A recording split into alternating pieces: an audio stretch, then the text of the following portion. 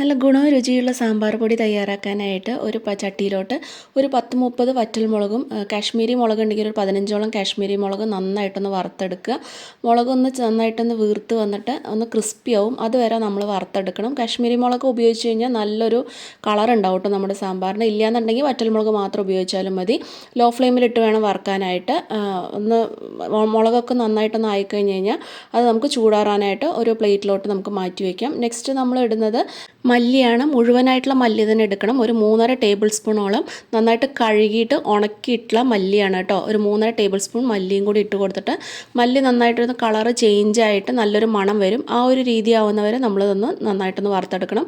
അതൊന്ന് ആയിക്കഴിഞ്ഞ് ചൂടാറാനായിട്ട് മാറ്റി വയ്ക്കുക. പിന്നെ നമ്മളിതിലേക്ക് ഇടുന്നത് കടലപ്പരിപ്പാണ്.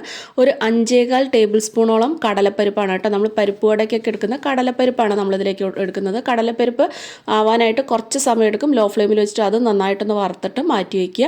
പിന്നെ ഇതിലേക്ക് നമ്മൾ എടുക്കുന്നത് തുവരപ്പരിപ്പാണ്. 2 ടേബിൾ സ്പൂൺ തുവരപ്പരിപ്പാണ് സാമ്പാറിന് ഉപയോഗിക്കുന്ന തുവരപ്പരിപ്പ്. അതും കൂടി നന്നായിട്ടൊന്ന് കളറ് ചേഞ്ച് ആവുന്നവരെ നമ്മൾ വറുത്തിട്ട് അത് നമ്മൾ മാറ്റി വയ്ക്കുക. ഇനി നമ്മളിതിലേക്ക് എടുക്കുന്നത് ഉഴുന്നുപരിപ്പാണ്. ഉഴുന്നുപരിപ്പ് 3 ടേബിൾ സ്പൂണാണ് കേട്ടോ എടുക്കുന്നത്. എല്ലാം ടേബിൾ സ്പൂൺ അളവിലാണ്. 3 ടേബിൾ സ്പൂണോളം ഉഴുന്നുപരിപ്പ് എടുത്തിട്ട് അതും നന്നായിട്ട് കളറൊക്കെ ചേഞ്ച് ആയിട്ട് നല്ലൊരു മണം വരുന്നവരെ വറുത്തിട്ട് മാറ്റി വയ്ക്കുക. എല്ലാം നമ്മൾ ലോ ഫ്ലെയിമിലാണ് കേട്ടോ വറുത്തെടുക്കേണ്ടത്.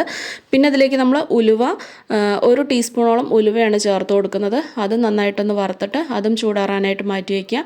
അതിനുശേഷം നമ്മളിതിലേക്ക് ചേർത്ത് കൊടുക്കുന്നത് ഒരു കൈപ്പിടി അളവിൽ കരിവേപ്പില ചേർത്ത് കൊടുക്കണം. കരിവേപ്പിലയും വെള്ളമയമൊക്കെ നന്നായിട്ട് വിട്ടിട്ട് അത് നന്നായിട്ടൊന്ന് ക്രിസ്പി, നമ്മൾ പൊടിച്ച് നോക്കുമ്പോൾ ഇങ്ങനെ പൊടിഞ്ഞു പോകണം, കൈ കൊണ്ടാക്കുമ്പോൾ ഇങ്ങനെ പൊടിഞ്ഞു പോകണം. ആ ഒരു രീതി ആവുന്നവരെ വറുത്തിട്ട് അത് നമ്മളിതിൽ മാറ്റി വയ്ക്കുക. പിന്നെ ഇതിലേക്ക് എടുക്കുന്നത് ഫ്ലെയിം ഓഫ് ചെയ്ത ശേഷം ആ ചൂടുള്ള ചട്ടിയിലേക്ക് നമ്മൾ മഞ്ഞൾപ്പൊടി ഇട്ട് കൊടുക്കുക.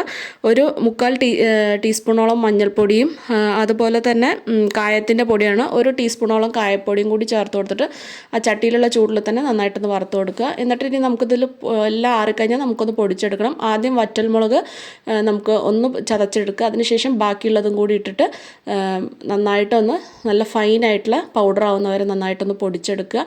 ഇനി ഇത് നമുക്കൊരു ഗ്ലാസ് ജാറിൽ 6 മാസത്തോളം നമുക്ക് ഫ്രിഡ്ജിലും 3 മാസത്തോളം പുറത്തിരുന്നാലും കേടുവരില്ല കേട്ടോ.